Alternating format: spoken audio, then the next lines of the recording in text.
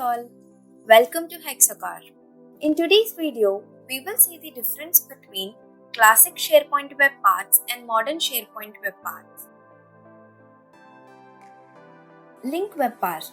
The purpose of link web part is to show links to other content. Classic link web part provide an easy way to build a page of links to various resources both inside and outside of your site. To note, need to enable SharePoint Server Publishing infrastructure and SharePoint Server Publishing features. The modern Quick Links web part can be set to display as a carousel format called film strip or smaller compact format. Each of the links in the compact format can be arranged and displayed with or without images. It is not possible yet to populate quick links based on a list. The modern link web part shows one complete URL link and adds the ability to show or hide a preview pane with the link target. Search web part.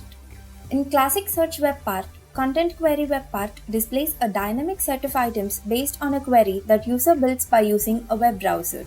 User can use the query to specify which items are displayed and can set presentation options to determine how those items are displayed on the finished page. Content search web part is used to display content on SharePoint Classic pages by configuring simple and advanced queries. This web part is designed for Classic pages. In modern search web part, with the highlighted content web part, many of the advanced and confusing search query options have been replaced with streamlined query options. However, unlike its classic counterparts, you can't use custom display templates. News web part. The purpose of news web part is to announce news to your team. Classic announcement web part can be used on both classic and modern pages. It is just a list, nothing exciting. Limited look and feel capabilities.